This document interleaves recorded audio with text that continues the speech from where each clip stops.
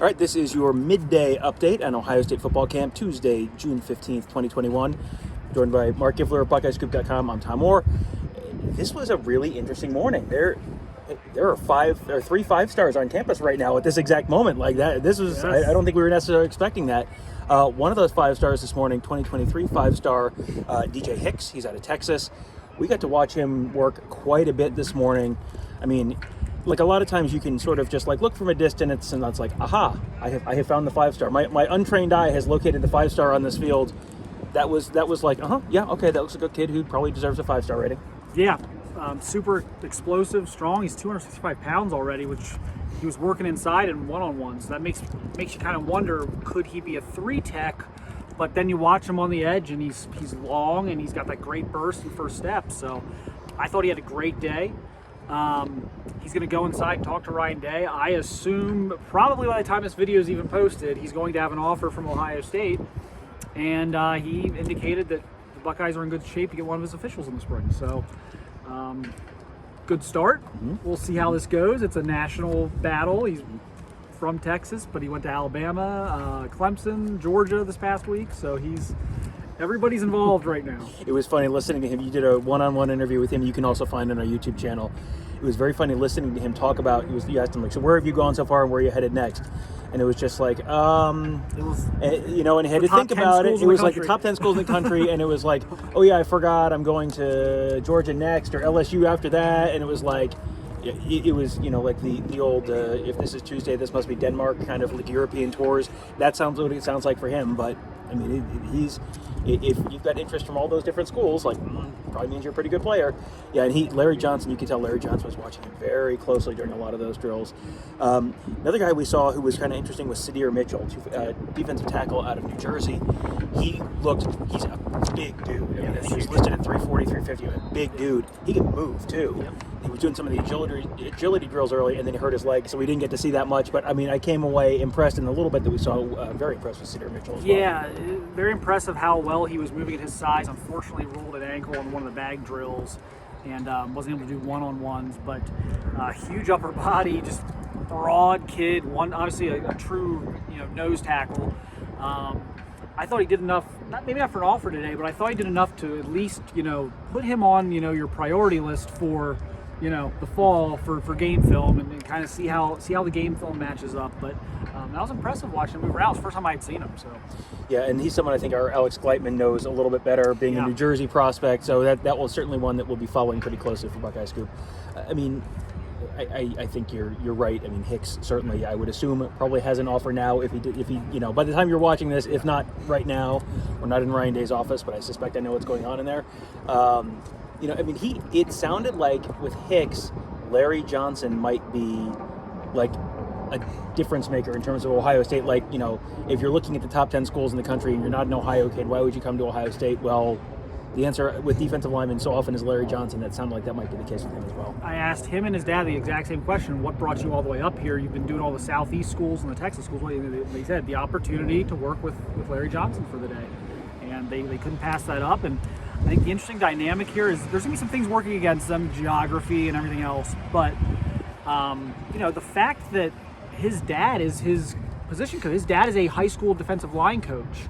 And so I think there's an additional level of respect there for Larry Johnson that may not exist for, if his dad's a banker or a lawyer or something. I think the fact that his dad is a defensive line coach, there's a very real respect and knowledge of Larry Johnson's history there, and I think that's going to help them.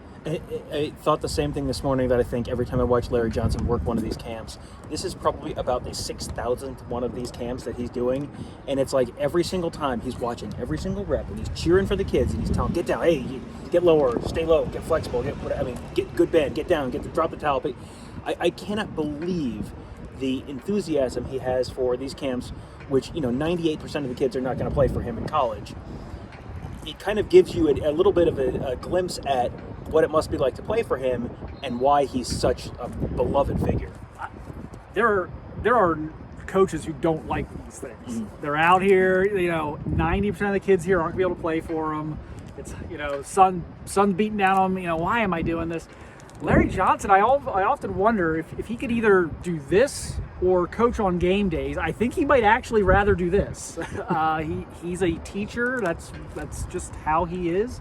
And yeah, every camp's the same. The first one or the 50th one, you're gonna get that same energy from him, and he's gonna coach him hard. All right, so we're going to treat this like a hockey game. We're going to do a little bit of a line change here. Marc is going to skate off over to the bench. We're going to bring on Mick Walker and Bill Greene. Marc and I were over on the defensive side of the field this morning. Mick and Bill were over on the offensive side of the field, so they got to watch completely different players than we did.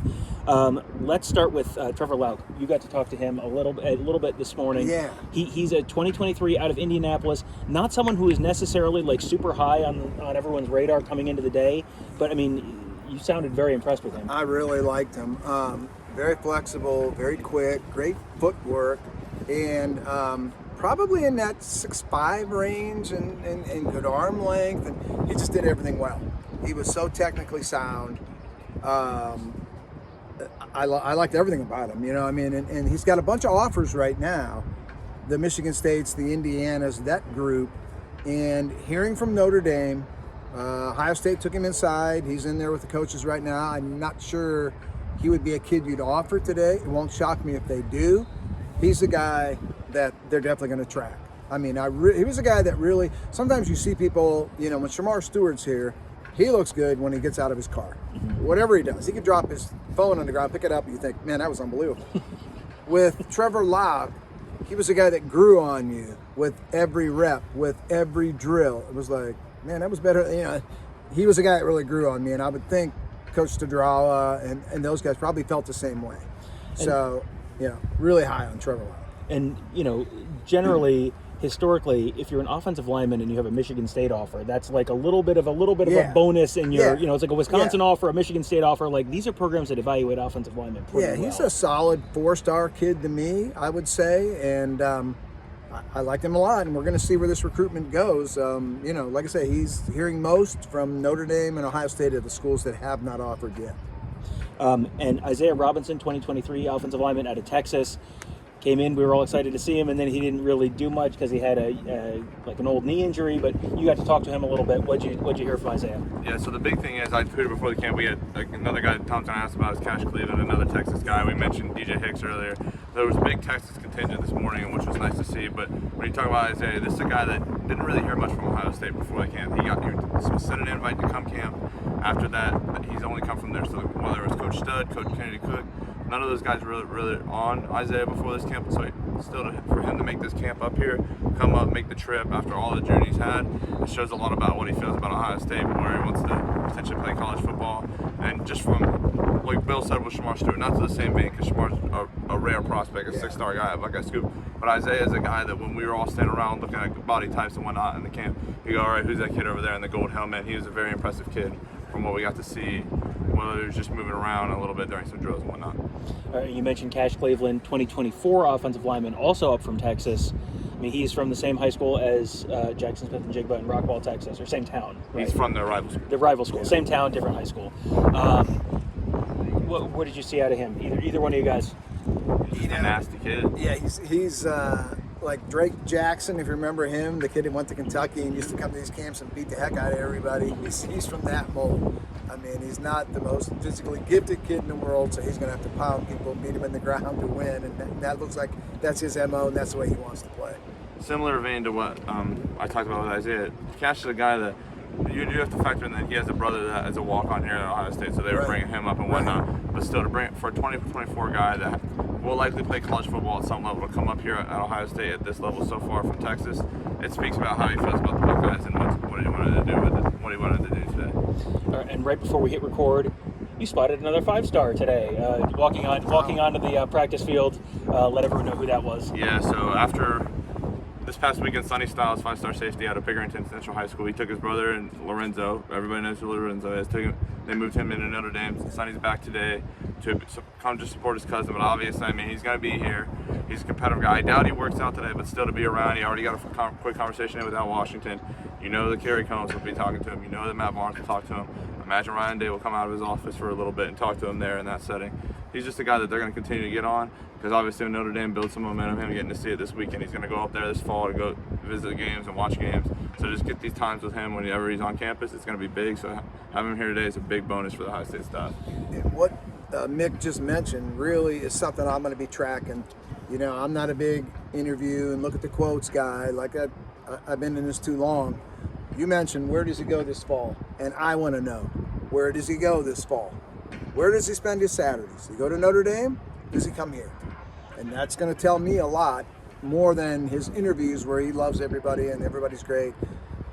I want to see where Sonnie Style spends his Saturdays this year. And like you talked about, Sonny and Lorenzo are close. They're brothers and they love each other and whatnot. But this is not a 5-year-old little brother that wants to go to all his big brothers' games. This is a 5-star prospect that will do his visits, get his visits in. So we'll be watching it. If he does make it out to all the Lorenzo's games when he can, if he comes to Ohio State, if he goes down to Alabama, because he's going to go down there and camp this year. He hasn't heard from Alabama, but he still wants to go down there. So that's something we will watch when it comes to this summer. Yeah. But just what he does and what Bill's saying is, you got to watch what they do, not what they say, and that's what we're really paying attention to with Sonny, because he's a guy that isn't going to say much even in the interviews where it seems a little fluffy regardless. Yeah, if he works out, he will be the most impressive guy we see today. For me, to get back to what Mark said, the Hicks kid was really special. I thought so much of him. Did talk to his dad a little bit. They are on the recruiting visit trip from HEAA. I mean, they've gone everywhere. I mean, it really was Clemson, Alabama, Mississippi State. And it was funny because I said, well, what's next for you from here? And he said, well, tomorrow we go to, he goes, wait a minute, let me phrase it right. The school up north, is that right? And I said, yeah, I believe that's what these guys would want you to say. So good guy. And, you know, when they say that tells you they know about Ohio State. Two quick notes there on DJ. You got to mention Mark and I were talking about with Tom earlier. If you go and look on my Twitter profile, the picture I posted DJ, when he walked in with a gold shirt on. Anybody you'll see the picture that Tom posted after the camp. He did not work out on a gold shirt on, so I don't know if there's some messaging there. Additionally, if you go and look up where DJ is, they're going to tell you he's from Katy, and that's a Houston area school. But he actually, as Mark said, his father is an assistant defensive line coach. They just moved up to Allen, and I think that Allen is a Dallas Metroplex school. When you think about that in geography, Katy is a Houston city, so then you're really looking at an A&M, an LSU, some of those big Southern Texas, sort of that area of schools. I believe DJ even actually has some. He might have been born in Louisiana, so he's got some Louisiana roots. So to get up to Dallas instead of being down there in that A&M LSU area, that could be something that we maybe pay attention to, and it could be a factor coming into this recruitment, that move of high schools with his dad. His dad knew the recruiting game really well, being a high school coach. His dad played at Grambling State, so he wasn't a big-time recruit, but he sure knows the recruiting game real well. I got great vibes just from talking to the dad about how he views Ohio State, and you know, when I put out a yes, no, maybe, possibly, DJ's going to be in there. He's going to be in there at some. He's going to get some designation because I think Ohio State is in that battle. I really do. One other 5-star who's here, and this is the fact that we're talking about this late in the show is probably an indication of kind of how significant this probably is. We'll bring Mark back in for this as well. Walter Nolan, the number 2 overall player in the class of 2022, behind Quinn Ewers. The future, man. Running together. It's trippy. Number 2 overall player in the class of 2022, behind Quinn Ewers, defensive tackle out of the Memphis, Tennessee area. He's visiting Ohio State today. Mark, I get the sense that there's a reason we didn't lead this show with that. So what's the deal with Walter Nolan? He got in yesterday evening, spoke with Larry Johnson, spent some time with Larry Johnson. But if you notice today, Larry Johnson's out working the camp. Walter Nolan, nowhere to be seen. You know, I'm sure you're gonna see the photo shoot on Instagram and all that other stuff, but there's still not much optimism there from the people I've talked to. So maybe a nice little bit of buzz to say you got the number 2 player in the country on campus, but kind of throwing a wet blanket on this, I guess. But I'm not expecting some huge seismic shift in this recruiting process. We'll see, though. If you're going with the optimistic view there, as obviously like Mark talked about, Larry Johnson was out here this morning talking and coaching everything up. Larry Johnson's done for the day. He can go into the office and talk to DJ Hicks or do whatever he has to do. But there's a curtain right through that door. If that curtain's down, they can work out 2022 guys on unofficial visits like Walter Nolan is. So if that's curtain down, we might. You never know. I don't want to sit there and say anything, but if you're talking the optimistic view, Walter Nolan can work out with Larry Johnson during the second half of the session while he's off. That's the optimistic view. Mark give you the wet blanket view. Those are the two sides of the coin there. So we'll continue to keep an eye on that, Yes, as we'll as keep looking behind the curtain. yeah, the man, Don't pay attention to what's pay no behind. attention to the man behind the curtain. Exactly. We will keep an eye on that all afternoon. Again, like these camp days, it's just like we just saw a bunch of these guys. Like how interesting this be? And it's like every day we're out here. It's like, oh, there's some really interesting guys that are like, this guy's going to be someone you're going to watch on Saturdays relatively soon. So we'll have another update for you on tomorrow's morning scoop. And then we'll have more updates throughout the week. And JT Tuamaloa will visit later this week. I have a feeling we'll probably talk about him a little bit at some point on one of these morning scoop shows. So thank you guys all for joining us, and we will give you another update a little later on.